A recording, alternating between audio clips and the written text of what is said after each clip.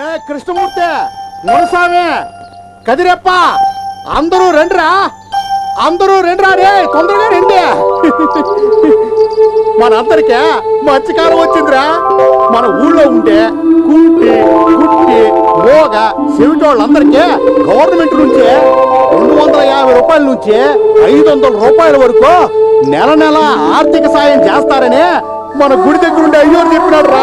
ఆర్థిక సాయం అందాలంటే మనం ఏం చేయాలా? పిచ్చోడుగా ఉండవే, జిల్లా పరిషత్ ఆఫీస్కి వెళ్ళే మన అందరం అప్లికేషన్ పెట్టుకోవాలి అంతే. ఎంత మంచి విషయం చెప్పినావురా. ఈ విషయాన్ని మన పెద్ద ఆయనకి చెప్తాం. రండి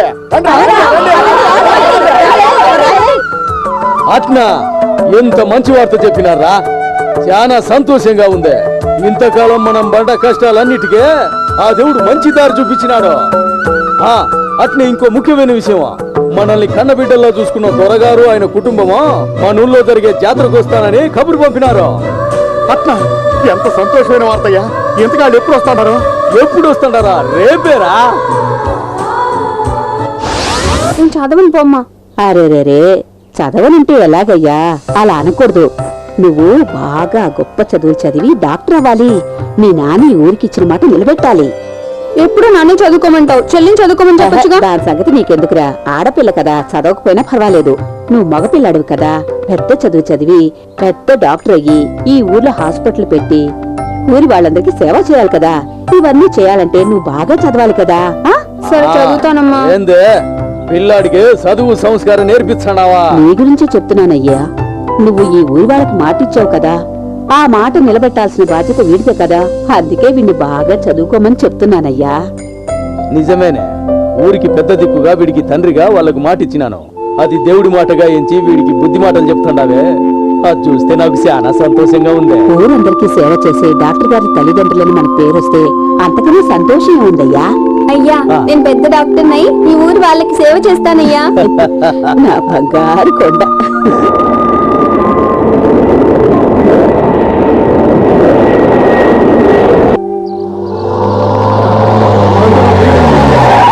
వచ్చేసినారు, మన దొరగారు వచ్చేసినారు.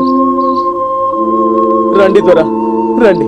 నమస్కారం, నమస్కారం దొర. గుడ్ మార్నింగ్ ధర్మాదేవ్ గారు, అందరూ బాగున్నారా? మీ దయ వల్ల అందరం బాగుండామయ్యా. Very good. హలో.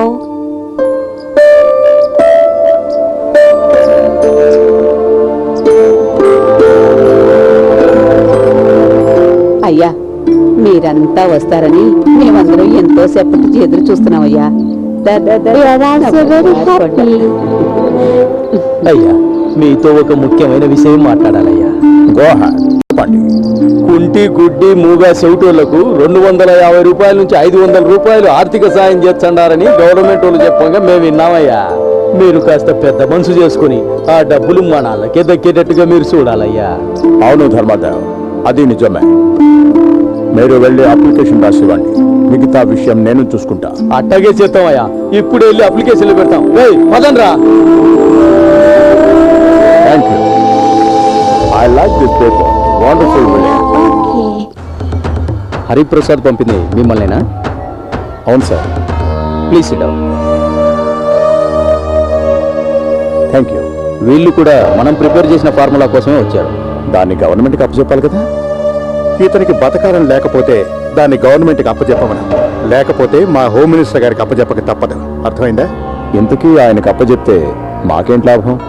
మీరిద్దరూ కోరుకున్నంత డబ్బు ముడుతుంది. మీ ఇద్దరి లైఫ్ సెటిల్ అయిపోతాయి.